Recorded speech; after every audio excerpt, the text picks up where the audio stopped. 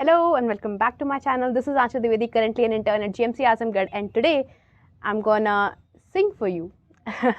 तो ऐसे तो कविता है, ये गाना तो नहीं गाएंगे बट एक सुर में गाएंगे। तो एक कविता है जो मुझे बहुत पसंद है और आजकल के युवाओं को ज़रूर सुननी चाहिए। ये कविता मीरा के ऊपर है और मीरा के प्रेम की पराकाष्ठा को बहुत अच्छे से प्रदर्शित करती है ये कविता।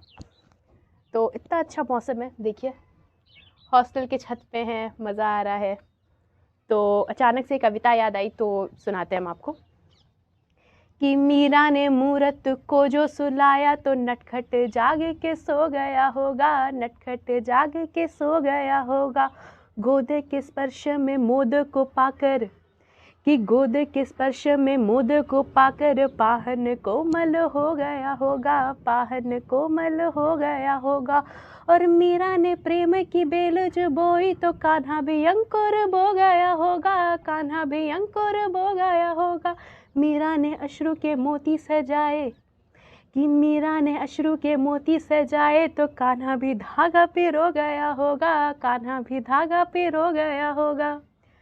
और सुनिए कि मीरा जी जब फूल की माला बनाती थी तो उसमें सांप भेज दिया गया, तो उस पर जो छंद लिखा गया है वो क्या है कि फूलों में सांप को देख कर माला में धागी सा सांप को सी गई मीरा, धागी सा सांप को सी गई मीरा। राणा ने प्याला दिया विष का और सोचा अभी के अभी गई मीरा, सोचा अभी के अभी गई मीरा। पर मीरा ने विष तो पिया ही नहीं, ऐसा मौत को मार के जी गई मीरा, मौत को मार के जी गई मीरा। कृष्ण के प्रेम का प्याला था ये, रणधारे के प्यार को पी गई मीरा, रणधारे के प्यार को पी गई मीरा। इस छंद में राधा और मीरा के बारे में बताया गया है। तो तीसरा छंद कुछ ऐसे है कि राधा को कृष्ण की देह मिली, बिन देह के नेह निभा गई मीरा, बिन देह के नेह निभा गई मीरा। बारिश होने लगी है थोड़ी थोड़ी। ब्रज कुंज में राधा ने रास रचा कि ब्रज कुंज में राधा ने रास रचा, मरुभूमि में कुंज खेला गई मीरा, मरुभूमि में कुंज खेला गई मीरा। और कृष्ण ने द्वापर में राधा को गाया कि कृष्ण ने द्वापर में राधा को गाया तो कलयुग में कृष्ण को गा गई मीरा, गा गई मीरा। और क्या कि कृष्ण के प्रेम का राधा पे कर्ज था कि कृष्ण के प्रेम का राधा पे कर्ज था, राधा का कर्ज चुका गई मीरा, राधा का कर्ज चुका गई मीरा। कविता की चौथी पंक्ति मीरा के प्रेम को कुछ ऐसे परिभाषित करती है कि कृष्ण तो श्याम थे कि कृष्ण तो श्याम थे, श्याम था काजल के, काजल को आंझ के सो गई मीरा, काजल को आंझ के सो गई मीरा।